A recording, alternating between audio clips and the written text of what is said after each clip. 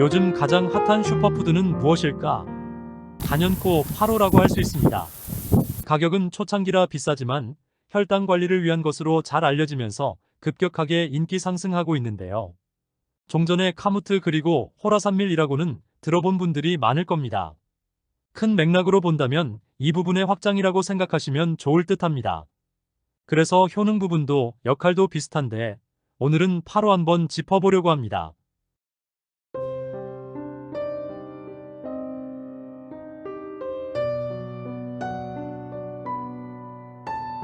안녕하세요. 건강식품 도매상을 하면서 다양한 건강 정보를 접하다 보니 특정 식품에 대한 효능보다 더 중요한 것이 연관성이었습니다. 오히려 먹지 않는 것이 이득인 식품도 많죠. 언제 어떻게 먹느냐도 중요한 건강 정보이더군요. 나눌면의 영상은 다양한 연구 논문, 뉴스, 거래처 사장님들의 전통 민담 등이 결합되어 만들어진 결과물이며 사람의 체질마다 다른 결과가 있을 수 있음을 알고 시청하여 주시기 바랍니다. 식품은 의약품이 아니기 때문에 효과 효능에 대한 견해가 다를 수 있음을 알려드립니다. 일단 혈당 조절 부분에서 탁월한 카무트 효능 잘 알고 있죠. 여기에 풍부한 영양소가 있고 고단백의 섬유질이 풍부한 곡물입니다.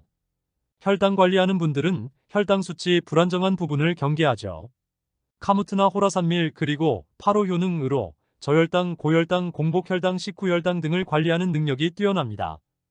일단 아무리 좋은 것도 잘못 먹으면 독이 되죠.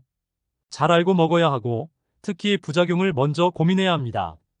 혈당 낮추는 음식이라고 하여 먹었는데 오히려 나쁜 결과를 가져오기도 하는 것은 잘못된 지식 때문이겠죠. 일단 파로는 글루텐을 함유하고 있어 글루텐에 민감하거나 셀리악병을 가진 사람들은 섭취에 주의해야 하며 고섬유질 식품이므로 갑작스러운 섭취 증가는 소화기 문제를 유발할 수 있으므로 소량에서 시작하여 점차 섭취량을 늘리는 것이 좋습니다. 자, 그럼 이제부터 본격적으로 파로를 알아볼까요?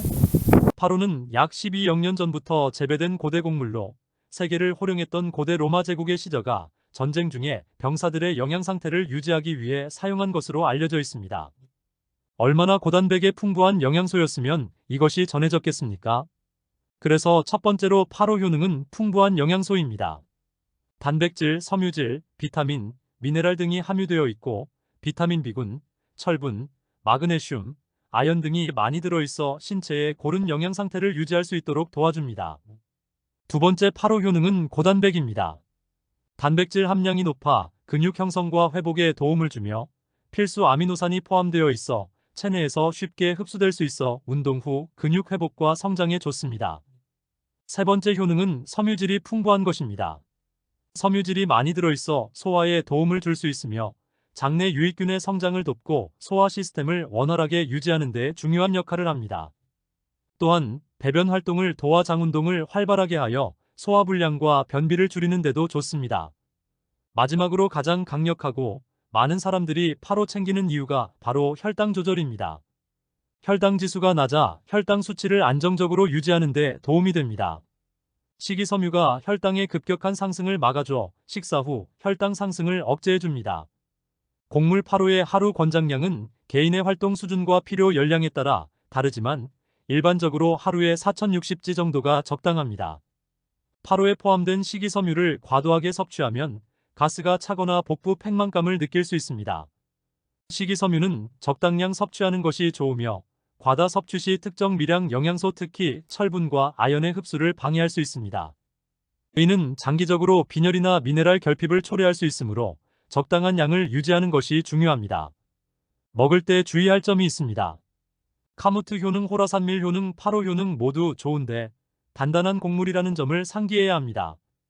견과류처럼 딱딱한 부분에 큰 툴이 있어서 물에 충분히 불린 후 요리를 하는 것이 좋습니다.